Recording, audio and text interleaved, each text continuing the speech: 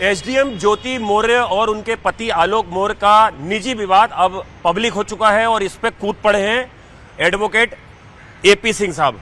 Sir, आप भी कूद गए इस विवाद में? नहीं, मैं कूदता नहीं हूँ, मैं तो आराम से बैठता हूँ। जो लोग आते हैं उन्हें जरूर बताता हूँ, रास्ता दिखाता हूँ, राय देता हूँ, कानूनी राय देता हूँ। और बहुत परेशान आदमी है और इसकी मदद होनी चाहिए और आप लोगों ने भी मदद की, क्योंकि इसके आंसू तो आप लोगों ने देख लिए, पूरे देश ने देख लिए, क्योंकि आंखों से बाहर निकले। इस देश में ऐसे करोड़ों लोग हैं, करोड़ों पति हैं जिनकी आंखों के आंसू बाहर नहीं निकलते, अंदर अंदर निकलते चले जाते हैं, अंदर अंदर घुटते चले जाते हैं, अंदर अंदर मरते चले जाते हैं। और यही कारण है 150 से 200 पुरुष प्रतिदिन आत्महत्या करते हैं पीड़ित होके। वो पीड़ित हैं, पीड़ित पति हैं, दुखी पति हैं, परेशान पति हैं, उनकी सुनने के लिए कोई नहीं होता। चलो, इसकी तो आप लोगों ने सुन ली, पुलिस ने सुन ली, माननीय योगी आदित्यनाथ जी यशस्वी मुख्यमंत्री उत्तर प्रदेश ने सुन ली, तब ये सामने आ गया। नहीं, कितने ऐसे लोग हैं जिनकी इस तरह सुनवाई नहीं होती है।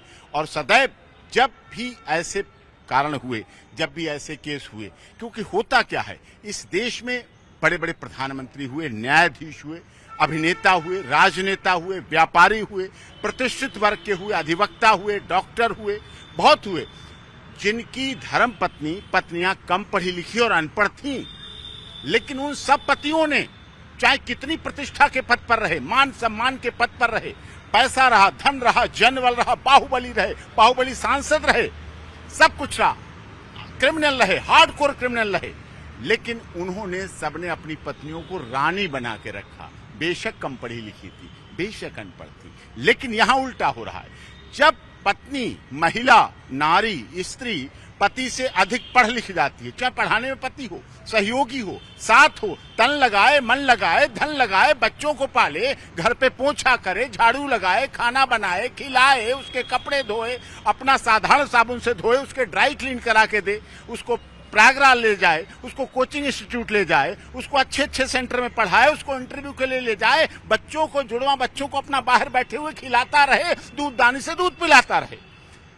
लेकिन जब वो उस महिला को पद मिलता है, मान मिलता है, सम्मान मिलता है, गरिमा मिलती है, तो पति का सम्मान भूल जाती है, पति का प्यार भूल जाती है, वो शादी के फेरे भूल जाती है, 7 फेरों की कसमें भूल जाती है, वो माथे का सिंदूर, माथे की बिंदिया, हाथों की चूड़ियां और पैर के बिछुआ और मंगलसूत्र भी भूल जाती है। फिर उसे कोई और मिल जाता है और उसी से साथ व्हाट्सएप में पति पत्नी और वो भी आ गए सिंह साहब। हाँ, वो तो आए थे, वो तो शुरुआत उन्हीं से ही होती। अगर वो ना होते तो क्या ये होता? अरे इश्क तेरे अंजाम पे रोना आया, यही तो बात है। इश्क कहाँ किया, किससे होना था, किसका चलना था। 13 साल इसके साथ इश्क चला, जुड़वा बच्चियां हुई, और जब पास होके आई, इंटरव्यू दे के आई, सिलेक्शन होके आई, तो उन्होंने आके गांव के लोगों को, अपने पति को, अपने सास ससुर को कहा कि इनकी वजह से ही हम ये बने हैं, इनकी मेहनत थी, इनकी सफलता मेरी सफलता नहीं, इनकी सफलता थी। लेकिन आज जब वो आ गए तो वो जीरो हो गए और वो हीरो हो गए। लेकिन उन्होंने भी अपनी पत्नी का ध्यान नहीं किया। उनके साथ भी 7 फेरे वाली थी, सिंदूर भरती थी, माथे की बिंदिया लगाती थी, मंगलसूत्र पहनती थी, हाथों की चूड़ी पहनती थी, बिछुआ पहनती थी। उन्होंने उसका भी ध्यान रखा। अब वो उन पर केस कर रही है, ये उन पर केस कर रहे हैं, ये दोनों आपस में सफाई देते घूम रहे हैं।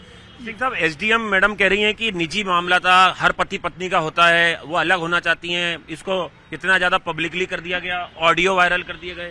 क्या करता अगर वो ना करता ऑडियो वायरल? अगर वो व्हाट्सएप चैटिंग गलत था, निजता थी, लेकिन वो किसकी थी? वो उसकी पत्नी की थी। उसकी पत्नी दूसरी जगह जा रही है, वीडियो मिल रही है, ऑडियो मिल रही है, व्हाट्सएप चैटिंग मिल रही है, ये सब कुछ हो रहा है। उसके बाद क्या करता? वो आत्महत्या कर लेता या उसके द्वारा, षड्यंत्र के द्वारा मारा जाता। ऐसे कितने पति हैं इस देश में जो उसी बेड पर, जो बेड उन्हें दहेज में मिला, जो बेड उनकी सुहागरात का गवाह बना, जो बेड उनके हनीमून का गवाह बना, उसी बेड के बॉक्स में उन पतियों की गर्दन काट कर लाश रख दी गई और उन बेड के ऊपर दूसरे के साथ, अन्य के साथ और के साथ हम बिस्तर हुआ गया। क्या बात! कितने केस ऐसे चल रहे हैं, कितने ऐसे उदाहरण हैं, आपने भी कवर किए।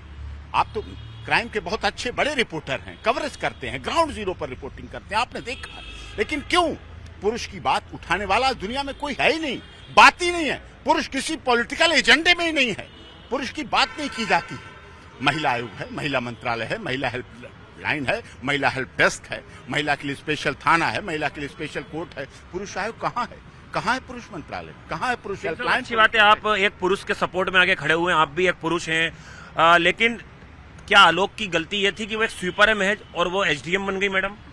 ये किसी की गलती नहीं है। इस देश में करोड़ों चतुर्थ श्रेणी के कर्मचारी हैं, करोड़ों स्वीपर हैं, और बिना स्वीपर के देश नहीं चल सकता, स्वच्छता अभियान नहीं चल सकता, माननीय मोदी जी का नारा नहीं चल सकता। ये कोर्ट, ये अस्पताल, ये थाना, ये बिल्डिंग, ये मॉल, ये रोड, ये संसद, ये विधानसभा, ये सुप्रीम कोर्ट, ये हाई कोर्ट नहीं चल सकते बिना स्वच्छता अभियान के, बिना स्वीपर के। उसे आप नगण्य नहीं कर सकते। काम है, वो काम कर रहा था, उसने मेहनत की, उसने आगे बढ़ाया, उसने उन्हें बढ़ाया हौसला। ऐसे कितने पति हैं जो योग्यता देखते हैं कि हमारी पत्नी योग्य बन सकती है, आगे बढ़ाते हैं, प्रयास करते हैं। तो इसका ये मतलब नहीं पीछे वाले को छोड़ दो, आप आसमान छू लें, लेकिन पैर धरती पर रहना चाहिए। जिस दिन आपने पैर धरती से हटा दिए, आसमान भी एक दिन आपको छोड़ देगा, गिरा देगा, आपको गिरने के लिए समुद्र भी जगह नहीं मिलेगी। सर, मैडम कहती हैं कि झूठ बोल के शादी की, अब एक शादी का कार्ड भी वायरल हो रहा है।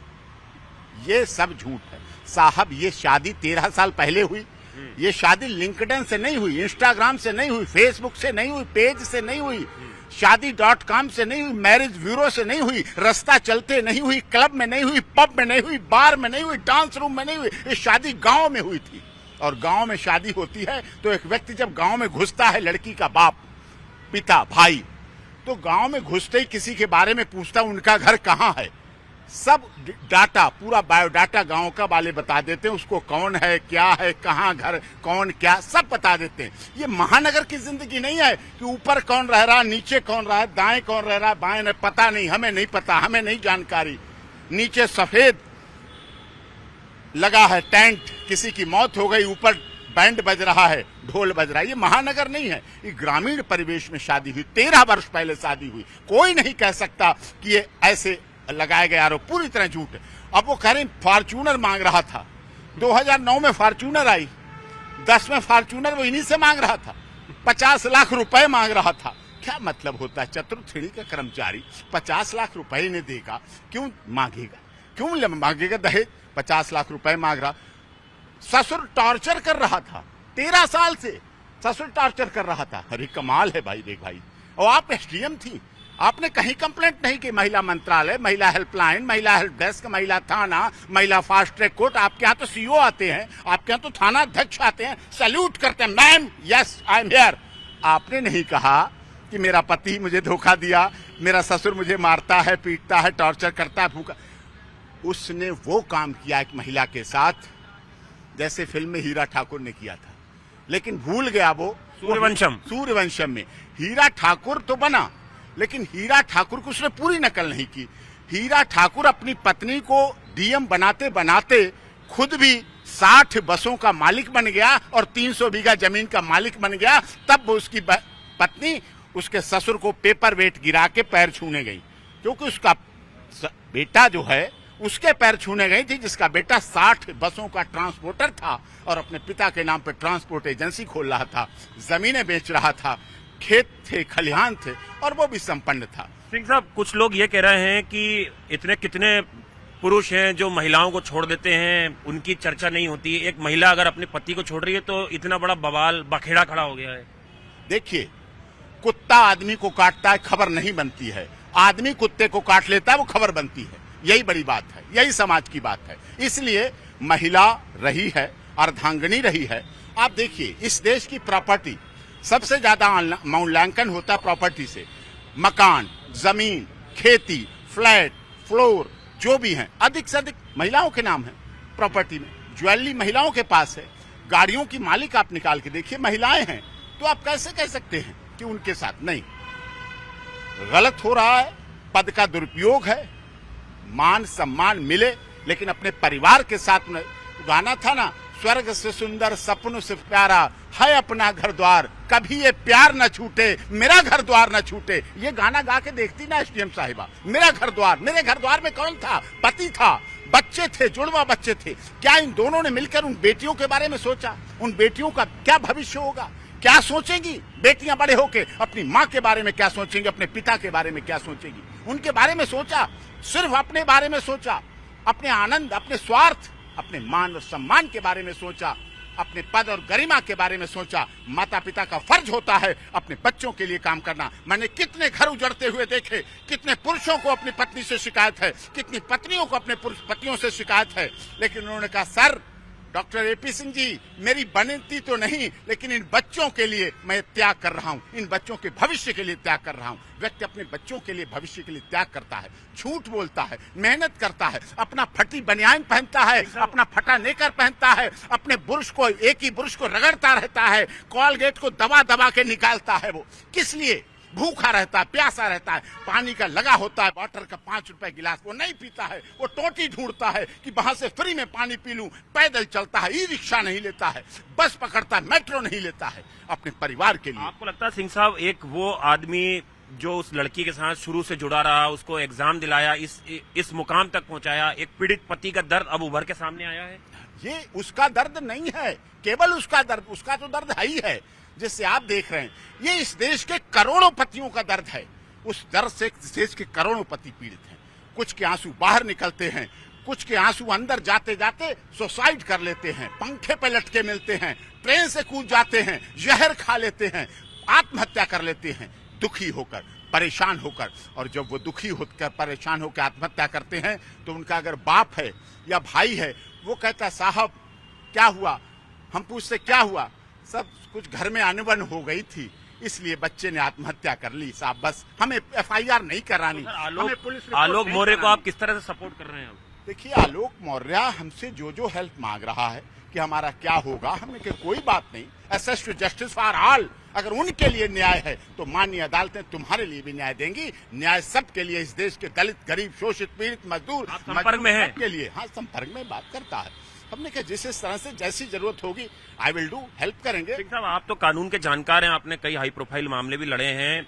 ये कानूनी पेचीदगी है कि महिला अगर तलाक देना चाहे तो म्यूचुअल बहुत जल्दी हो जाता है, अगर पति ये लड़ाई लड़े अपनी पत्नी को तलाक देने का तो बहुत लंबे साल तक चलती है। अब समय बदल गया है, माननीय अदालतों का नजरिया बदल गया है, माननीय कोर्टों का नजरिया बदल गया है। झूठे केसों की बाढ़ आ चुकी है, इसलिए आपने देखा दहेज के केसों में पहले अरेस्टिंग होती थी, माननीय अदालतों ने देखा नई अरेस्टिंग, नई इन्वेस्टिगेशन होगी, जांच होगी।